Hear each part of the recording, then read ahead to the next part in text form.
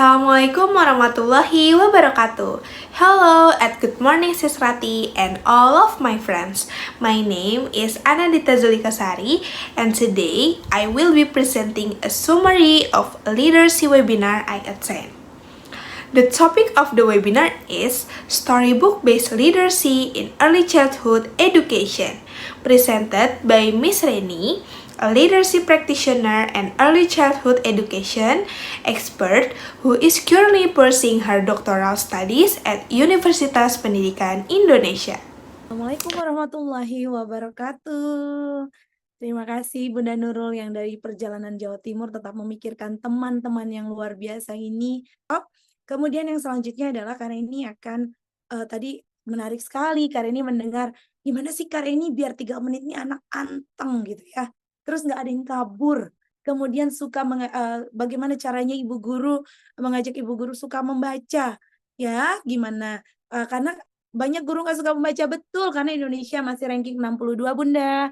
Di bawahnya Zimbabwe, insya Allah. Ini dia. Bagaimana sih praliterasi berbasis buku pada anak usia dini? Banyak loh guru-guru kita bimbang dengan tuntutan orang tua.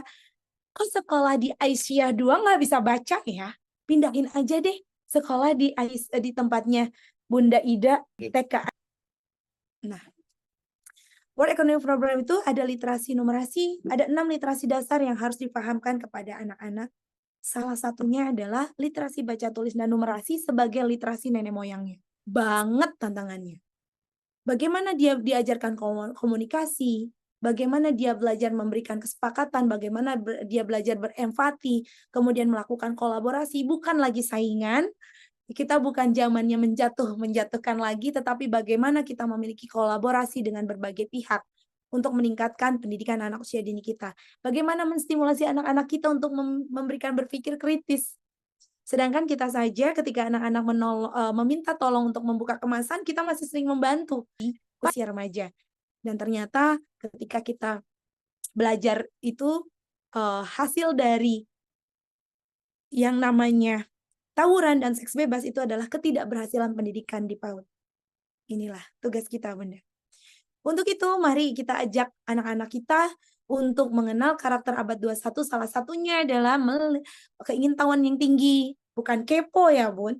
Kalau kepo itu hanya ingin tahu tapi tidak dianalisis. Tapi rasa ingin tahu itu adalah dia bertanya, kemudian dia ingin tahu, tapi dia menganalisis itu betulkah dan bermanfaatkah hal itu untuk dirinya. Kemudian dia harus punya inisiatif. Jadi kalau anak-anak punya kreativitas tinggi dan inisiatif, jangan dihambat dengan kegiatan-kegiatan yang hanya berpikir direct teaching, hanya berpikir untuk menstimulasi satu kecerdasan mereka, atau bahkan hanya seperempat kecerdasan mereka. Makanya, seperti yang kalian sampaikan, ada literasi, 6 literasi, yaitu literasi baca, teman-teman bisa memahamkan bagaimana kemampuan utama yang dari kemampuan 5 literasi lainnya bisa distimulasi kepada anak. Dan sebenarnya ini adalah sumber kegalauan teman-teman.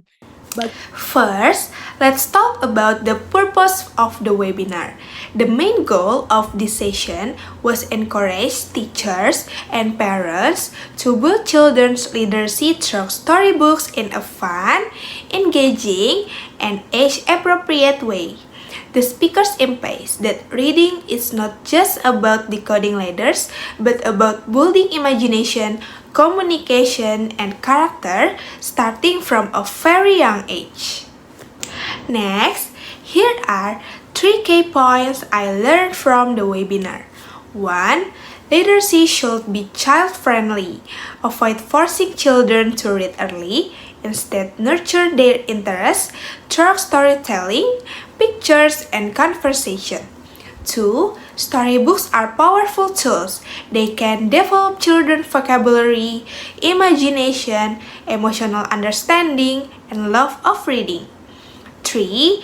Teachers and parents play a vital role, but should create a supportive reading environment at home and at school by reading aloud, telling stories, and building reading corners. Now, let's look at some important vocabulary from this session. 1. Read aloud. Reading a storybook clearly and expressively to children. 2. Storytelling. Telling stories from memory or with your own creative words. 3. Expressive language. Language used with tone, gesture, and emotion. 4. Pre-literacy. Skills children develop before they actually learn to read. And then, reading corner. Now, what exactly do children learn through story-based literacy? Through storytelling and reading books, children develop 1. Listening and speaking skills through repeated exposure to spoken language. 2. Vocabulary expansion, as books introduce new words in context. 3. Imagination and empathy, by visualizing characters and emotion. 4. Basic literacy skills, like recognizing letters, understanding story structure, and eventually writing. And then, cultural and moral values, through stories with meaningful message. After learning the content, the speakers also talk about some challenge. Some of them include 1. Parents and teachers still focus too much on early reading and writing, rather than building foundational language skill. 2. Lack of confidence in storytelling, especially among teachers who think they need to be perfect. 3. Limited access to age-appropriate and engaging books, especially in some areas. So, what strategies did the speaker recommended? 1. Start with joyful interaction before reading or storytelling. 2. Use expressive tone and facial expression to bring stories to life. 3. Let children choose the book and even hold it while reading. 4. Create a reading corner with visible book covers, comfy seating, and literacy tools like paper or markers. And then, encourage parents to read with their children at home, especially before bedtime. Thank you for your attention and thank you Sis Rati for this opportunity. Billahi fisabilil haq fastabihul khairat. Wassalamualaikum warahmatullahi wabarakatuh. Thank you and have a great day.